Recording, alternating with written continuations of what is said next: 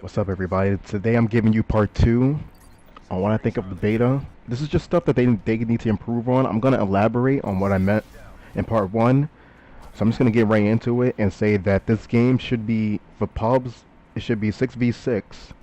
Um, I feel as though 5v5 in a lot of game modes, it's okay, but I don't know. It's just it takes kind of away the fun factor. Like 5v5 is cool, but it's just that extra person that that really matters. 6v6 it should be fine. I think for the specialist, it's kind of like Overwatch in a way. Like you can only use one. Everyone knows you can only use one, and I think that they should take that out of pubs. That doesn't need to be in pubs.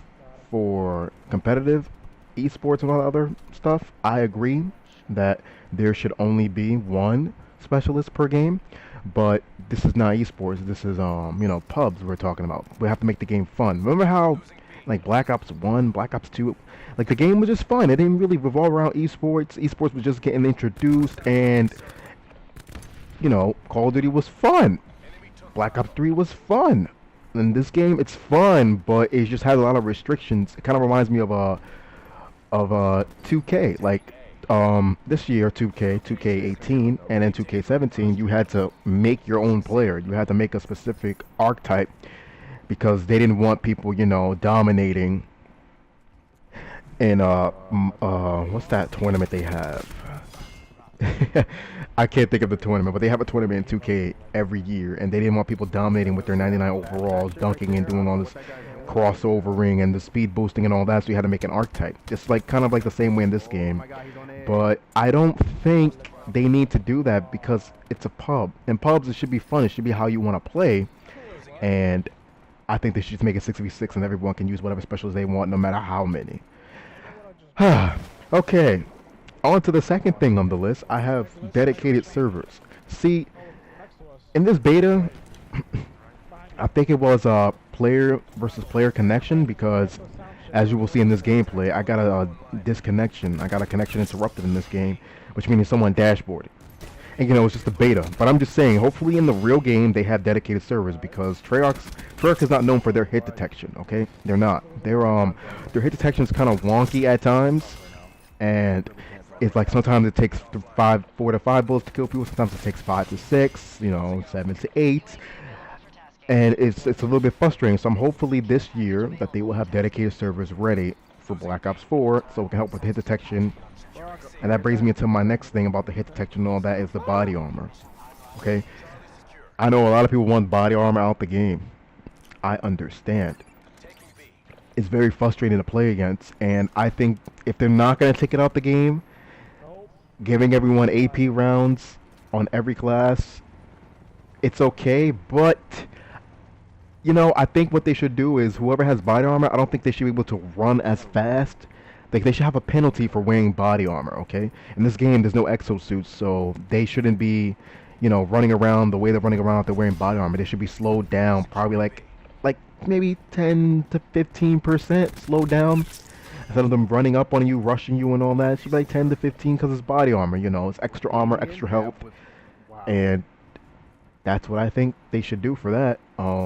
Or they could just take it out the game regardless, because putting AP rounds on everything is okay, but I mean, what if you run into those people who are not using it? You're just wasting a class, even though they have 10 class setups. But you know what? Yeah, they should just do that. Yeah, 10 class setups. Yeah, people can make like 1 or 2 things for AP rounds. Yeah, or they could just slow people down.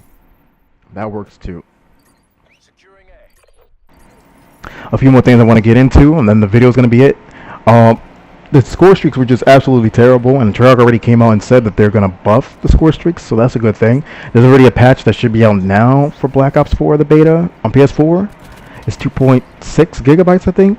Supposedly they're getting a new game mode, which is pretty cool, and the score streaks have been buffed. Another good thing.